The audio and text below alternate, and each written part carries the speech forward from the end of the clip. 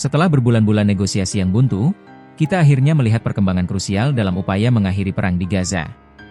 Hamas saat ini dikonfirmasi sedang meninjau secara serius rencana perdamaian 20 poin yang diajukan oleh Presiden AS Donald Trump. Trump sebelumnya memberikan ultimatum keras kepada Hamas untuk segera menjawab proposal tersebut, dengan batas waktu hanya 3 atau 4 hari. Mengapa Hamas yang selama ini menolak keras segala tuntutan Israel, kini bersedia mengkaji rencana ini? Dan apa poin paling sulit dalam proposal Trump yang bisa menentukan nasib perdamaian? Proposal 20 poin Trump ini dirancang sebagai rencana komprehensif untuk mengakhiri konflik dan membentuk pemerintahan pasca perang di Gaza.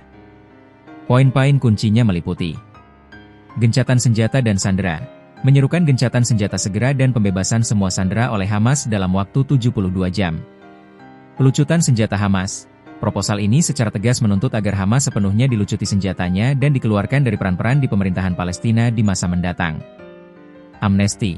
Namun, ada karot yang ditawarkan. Mereka yang setuju untuk hidup berdampingan secara damai akan diberikan amnesti. Penarikan Israel.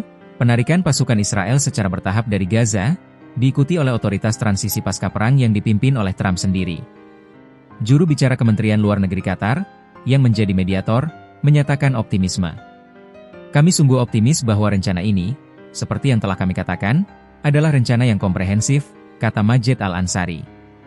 Seorang sumber Palestina mengatakan bahwa proses kajian ini melibatkan serangkaian konsultasi intensif dengan para pemimpin politik dan militer Hamas, baik di dalam maupun di luar Palestina. Pembahasan ini diyakini akan memakan waktu beberapa hari karena kompleksitasnya. Sementara negara-negara besar, termasuk negara-negara Arab dan Muslim, menyambut baik proposal tersebut, Israel justru menunjukkan respons yang terpecah.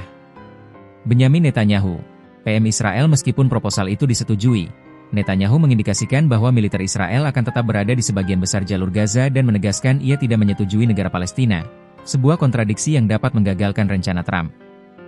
Bezalel Smotrich, Menkeu sayap kanan Menteri Keuangan Israel mengecam keras rencana tersebut, menyebutnya sebagai kegagalan diplomatik yang besar.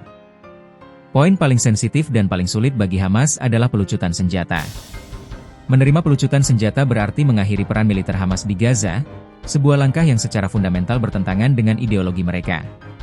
Dengan deadline hanya 3 atau 4 hari, dunia kini menahan napas menunggu respons dari Hamas.